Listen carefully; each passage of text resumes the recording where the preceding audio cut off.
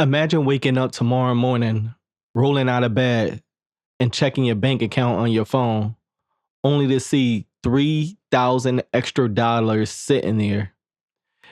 It's not a loan, not a weird refund, and not an online scam. Turns out everybody else got it too. Neighbors, friends, coworkers, even that person you barely talk to on social media. They all woke up to the same deposit. Naturally, everyone's first reaction is pure disbelief. You might wonder if it's some kind of glitch. You might call your bank only to hear the line is jammed with other callers. Then you realize it's all over the news. Free money, everyone. So you stand there, phone in hand, staring at your balance, trying to figure out what to do next. This is the moment where every single person gets their $3,000 a month, no strings attached. Right away, people react in different ways. Some rush to pay off overdue bills. Maybe there's nagging utility bills or a credit card that's been hunting them. Others decide this is the perfect time to go grocery shopping without the usual stress counting every penny. Some folks give into small splurges like buying that pair of sneakers they've been eyeing or finally going out for a nice dinner. It's a little like winning a mini lottery. The mood in the streets, both online and offline, is a mix of excitement and confusion. News anchors talk about it nonstop, pointing cameras at people who are grinning ear to ear with relief. At the same time, a few skeptics say this can't last forever. Some things gotta give. But in immediate aftermath, it's mostly a feeling of hope that maybe life just got a little easier. Suddenly, business see a wave of new customers, restaurants that used to be half empty on weekdays now have lines out the door. The local hardware store can't keep up with the people buying with the people buying tools, and paint to fix up their homes. Big box retailers notice a spike in everything from TV to bicycles. It's like this huge surge of spending overnight. Economists compare it to a holiday shopping season, except it isn't tied to Christmas or Black Friday. It's just everyday life. But everyone having a bit more cash. When you look at social media, you see photos of friends celebrating, some finally taking care of long postponed purchases. For a moment, it feels like the entire economy is buzzing with fresh energy. Some call it economic golden hour, where everyone's a little less stressed and a little more willing to treat themselves and their loved ones. But with that excitement comes a big question. Are prices about to go out the roof? After all, when demand goes up, companies might raise their prices to see if people will pay more. You will hear talk of landlords seeing an opportunities to charge higher rent, or small businesses raising prices on goods. Economists discuss inflation like it's a looming thundercloud. TV experts argue, will this universal money lead to everything getting super expensive? People on social media worry, sharing screenshots of grocery prices that may or may not be changing. It creates an undercurrent of anxiety. While everyone's enjoying the extra cash, they're also thinking, What if I end up right back where I started with prices matching my extra income? Still, for the moment, the hope remains the boost in cash will be stronger than any price hikes, at least for a while. At the same time, workplace dynamics shift in a huge way. Tons of people realize they don't have to stick with jobs they hate. Why slug through terrible schedule or endure a toxic boss if you're already guaranteed $3,000 a month? Some quite outright wanting to either find a better job or finally chase that dream they've been scared to pursue. That put employees on notice. Suddenly, it's not enough to offer minimum wage. They've got to provide higher pay, better hours, or a friendlier environment. So if you own a business, you can't assume workers will just put up with everything. You might boost your salaries, let people pick flexible schedules, or find ways to make the job more appealing. For workers, it's a sense of empowerment. Empowerment. They get to decide if a job is worth their time rather than feeling trapped by financial necessities. Um, Beyond work and money, this extra $3,000 also has a ripple effect on mental health.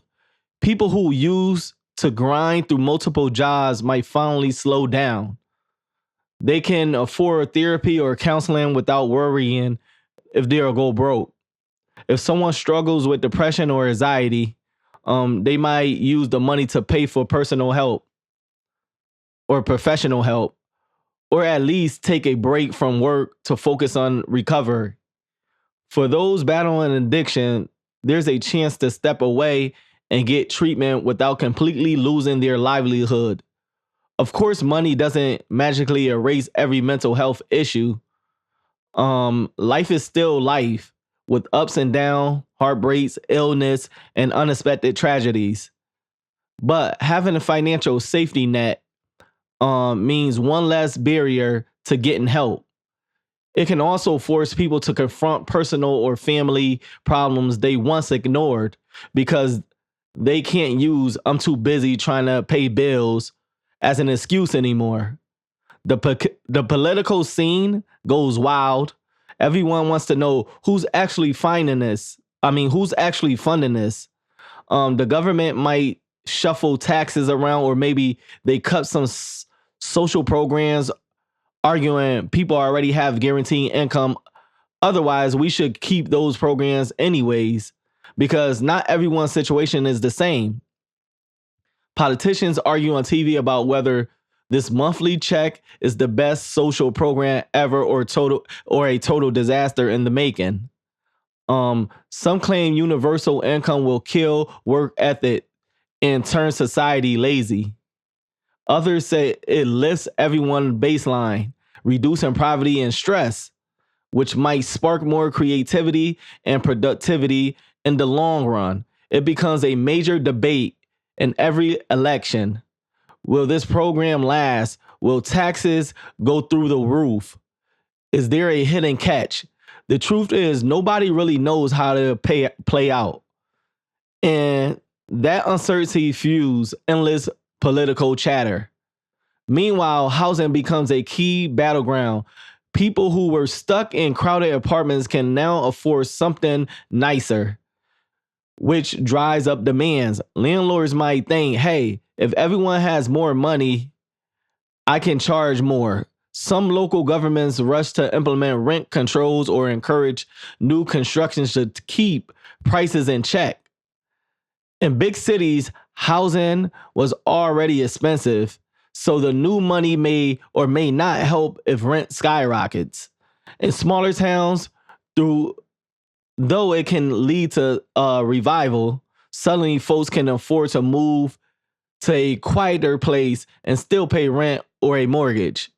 This sparks fresh development, new homes, renovation buildings, and updated neighborhoods. But people worry about gentrification, where existing residents get pushed out by higher prices. It's a complex tug of war between the excitement of better living conditions and the fear of losing neighborhoods' old identity. Small towns that used to feel forgotten start seeing fresh life. Maybe a local main street that had mostly boarded up windows now has shops reopening. A family might start a cafe with extra funds, or a group of friends pool their monthly checks to launch a community center. The vibe is one of hope and possibilities, replacing that old feeling of this town is dying. Farmers might upgrade equipment, or local artistries might expand their studios. Festivals and community event pop-ups because their money to pay for stages, sound systems, and decorations. People have the time to volunteer or organize local improvement projects. Suddenly, there's a sense of pride. We can make this place better. Of course, not every small town experiences miracles, but for many, this added financial cushion is a huge deal. It's a shot at building something new where there once only decline. On the flip side, not everyone handles the money responsibly. Some folks blow through their monthly check on luxuries they don't really need, endless shopping, fancy diners every other night, or bad gambling habits. If someone already struggles with addiction, easy access to extra cash can feed those problems. Rehab centers might see a spike in admissions because more people spiral out of control. Scammers pop up too, often bogus investments deals to trick people out of their monthly checks. Because of this, financial education becomes crucial. People realize they need to understand basic saving budgeting and investing to make this money last. You start seeing free classes at libraries or community centers. There's a wave of social media influencers giving tips on how to manage your universal income. Some folks watch and learn while others ignore their advice and keep burning through their cash every month. Family life also feels impact. Couples who always argue about money now argue about how to spend it. Maybe one wants to save for a house while the other wants a big vacation. Some decide, let's have one parent stay at home with the kids because 3,000 a month can help bridge the gap of income. Multiple multi-generational households might pool their checks, making it easier to buy properties or fix up the family home. This can bring families closer or highlight deeper conflicts because suddenly you're discussing money choices that affects everyone. Grown kids who used to rely on their parents might stand on their own 2 feet, shifting the power balance. In some cases, that's a relief. In others, it's called friction. Money doesn't solve emotional problems, but it does reshape them, forcing everyone to re-examine how finances fit into their relationships. Friend groups and social circles also change. Remember that friend who was always broke and borrowing a few bucks here and there? Now they don't need that. Maybe they can invite you out more often, revising the old dynamic. Or you see entire friends group deciding to collaborate. Why don't we pool or checks and open up a bar? Or let's form a band or invest in a decent equipment. This can be a dream come true or a nightmare if disagreements blow up. Still, the whole vibe around money shifts. Instead of some people feeling resentful or embarrassed, everyone is on more equal footing. That might open up doors for new experiencing group trips, shared hobbies, or co-op businesses. However, not everyone sees eye to eye on how to handle the funds. Friendships might break over money disputes, proving that no matter what, money can still be a source of tension and conflict. Certain industries take a big hit, fast food and retail. For example, have always realized on people needing whatever job they could get. Now those workers can say, no, thank you. I'll look for something better. So to attract employees, some chains start offering higher wage or better perks or more flexible scheduling. Meanwhile, some companies lean harder into automation. They figure if labor is expensive and hard to find, they'll invest in robots that flip burgers or stock shelves. This could speed up a high tech revolution. Sorry.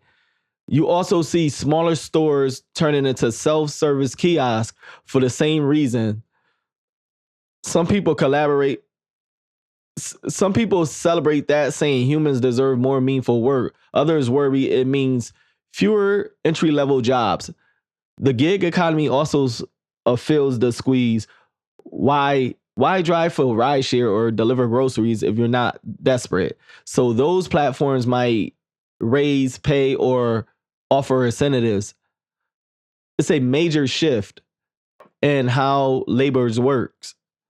Crime also changes. If everyone has enough money to eat and keep a roof over their head, maybe petty theft or robbery goes down. Fewer people are desperate, which could lead to a drop in basic street crime. But that doesn't mean crime disappears. You might see more sophisticated scams and cyber crimes targeting people who now have guaranteed income. Some might argue that real economic equality requires more than just cash, like better mental health services, addiction support, and re-entry programs for former inmates. With extra money around, local government might decide to fund communities-based policy or after-school programs because they can't blame no budget anymore. Or maybe they use the money to improve roads, parks, and public facilities. So while a certain type of crime might shrink, new criminal methods pop up. It's not a perfect utopia, but it's definitely a different environment than before. Politicians keep clashing. One side claims universal income is the best thing that ever happened, pointing to reduced poverty and happier workforce. Another side insists it'll destroy the economy long term, that we're racking up debt or inflation will make the checks worthless.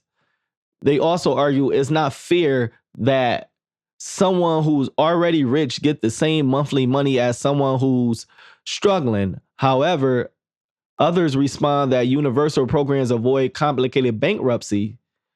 No one has to prove they're poor enough to qualify. The entire debate becomes a political fault line, shaping how people vote and which candidate rise to power.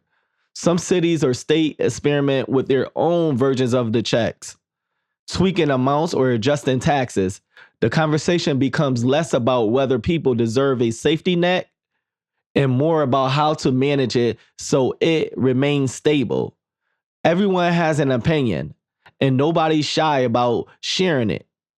After a few months or maybe a few years, the initial frenzy settles. Some prices might have gone up, but so did wages and many places. Inflation could be a real issue, or maybe it's tamed by smart policies or the fact that businesses don't want to lose customers. Supply chains expand to meet higher demands, so shortages even out. Housing construction ramps up, leading to new apartments, suburbs developments, even experimental housing projects. People adapt because that's what they do. For many, daily life feels more relaxed. They're not panicking about every unpaid bill, and the job market has to become more work friendly. Employers who treat workers well thrive. Those who don't can't fill positions. In short, society finds new ways. It's not perfect. Problems haven't vanished, but it's a different climate where basic survival isn't the number one worry for the majority. That alone is a big change. Some folks call it a near utopia, pointing to higher happiness levels, lower stress, and an explosion in creativity. You see more people playing music, writing, painting, or starting nonprofit projects. Community centers holding free workshops on everything from pottery to coding. Crowdfunding becomes huge for local causes. Since folks have financial cushion, they're more willing to chip in for charities or share projects. But critics roll their eyes saying, we're just waiting for the bubble to burst. They believe that without the push of desperation, society will become lazy or will drown in debt eventually. The truth probably lies somewhere in between the middle. Human nature doesn't disappear just because finances are easier. We still argue, fall in love, get jealous, and experience all the messy emotions we always had. The difference is that fear of immediate poverty is no longer the bigger motivator in our day-to-day choices. Another angle is the environment. Now that people have extra money, some choices, electric cars, solar panels, or other green options that used to be expensive, maybe they're an outswing and eco-friendly consumer choices. Local governments might invest in sustainable infrastructure because voters are more open to big ideas when they aren't stable for cash, when they ain't strapped for cash. On the other hand, some might say we're consuming even more, leading to bigger carbon footprints. If we don't change our habits, so it could go either way. Maybe we accelerate climate friendly innovations, or maybe we just buy more stuff and make the planet more worse.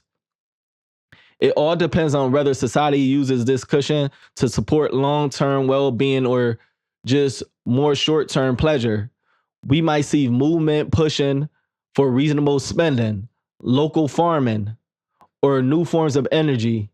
Or we might see folks buying giant SUVs and overfilling landfills with cheap online purchases. From a personal standpoint, each individual has to figure out what to do with their newfound freedom. Some might chase dreams, open a restaurant, write a novel, or start a charity. Others might just enjoy worrying about rent. Others might just enjoy not worrying about rent. Parents may focus on raising their kids without needing constant overtime shifts. College students can take fewer loans or pick up more meaningful majors instead of just chasing the highest salary. Older folks might retire a bit earlier or enjoy their senior years with less financial stress. That said, there's the possibility of wasting this gift, sleeping in every day, spending money meaninglessly, and never planning your future. So it's a collective test of responsibilities. Does this monthly deposit free us to become the best version of ourselves, or does it lead to complacency? The answer varies from person to person, and nobody knows the final outcome yet. In the end, this story isn't about perfect paradise or a looming disaster.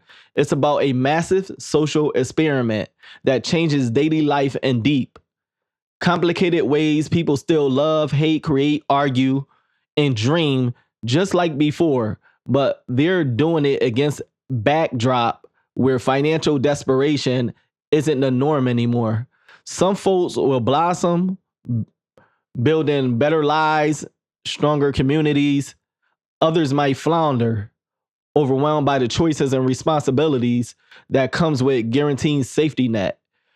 Politicians will keep fighting about cause. Economists will keep crunching numbers, and regular folks will keep trying to figure out the best way to spend, save, or invest the monthly check. Maybe we'll look back in 10 years from now and say that was a spark that made society become balanced, or maybe we'll say we blew it. But for now, it's $3,000 a month guaranteed, and everything feels different.